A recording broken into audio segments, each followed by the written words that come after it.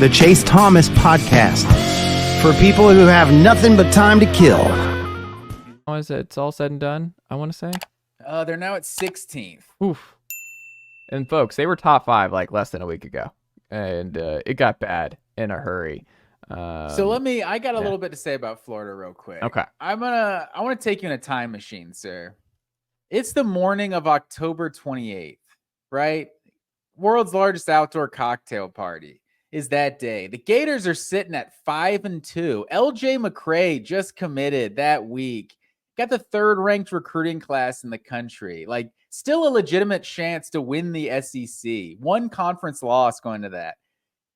In less than 2 months, all Florida has done is lose 5 straight games, miss a bowl game, lose, I think, 6 4-star commits and at least 1 5-star, go from the 3rd ranked recruiting class in the country to now 16th in less than 2 months. Like, I've never seen this level of, I don't know, collapse ever in a college football program. I've never seen an off season so bad that you were like, yeah, we should just fire the coach. but like, I feel like I was a Georgia fan during the Mark Richt era. Like, you don't know the negativity that Georgia fans experienced from 2010 to 2015. It was just a toxic environment to be a fan. And that's a program that made multiple SEC championships during that period, won 10 games, probably like 3 or 4 times. Mm-hmm. And it was a toxic atmosphere. I cannot imagine what positive comments are coming out of Florida fans' mouths right now, and especially going in next September, when legitimately you're going to have 11 games next year that are a single-digit point spread.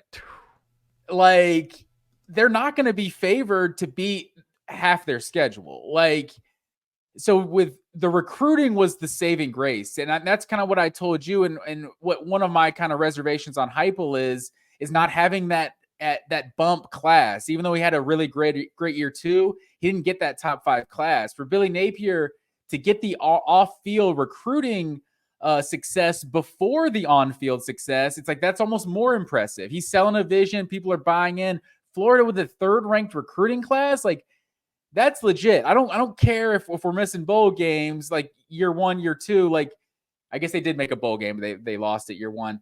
But that was enough saving grace to, like, okay, Florida's moving in the right direction. At 16th, like, the recruiting's not good. We're going to lose.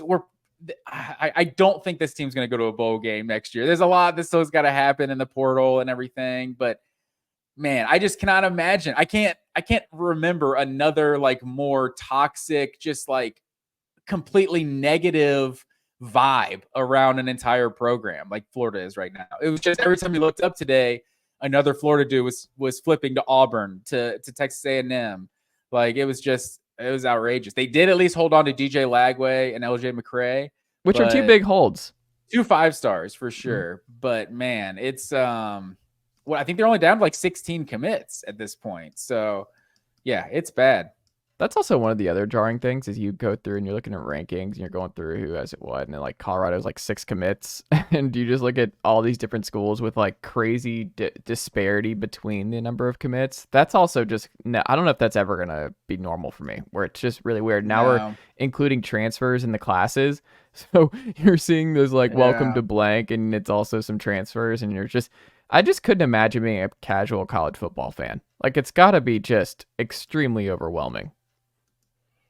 No, that's definitely true. It's they're turning more and more of us into casuals because we're just like, I can't keep up with this. How much was this NIL value? I don't care. I just want to watch him play on Saturday. That part I don't really pay attention to, because like that's just not out there in the open, and that's just like there's no reason, unless you're working for a collective, to really need to know stuff like that. But I will say, I mean, It was an interesting day by and large to the end, and I'm just glad that we had some intrigue, because it was kind of a throwback, and with the calendar being what it is, and bowl season, which we can touch on real quick. You and I was wondering if you had been, because we obviously were gone last week, so we didn't do bowl picks or anything like that. And like this year, I mean, we did it last year, and Matt, bowl season's cooked. like part of me, it's really sad that this is where we're at. But I also don't think it's really the playoffs' fault. Like, it's not a playoff issue. What's happened now is the portal being so wide open and kids having to leave at this point in time. All of these kids having to, because the semester starts and they're trying to jump in the boat, because also the early national signing day is December, is right now. Go. Nicely done, nephew. The Chase Thomas podcast. Hell yeah.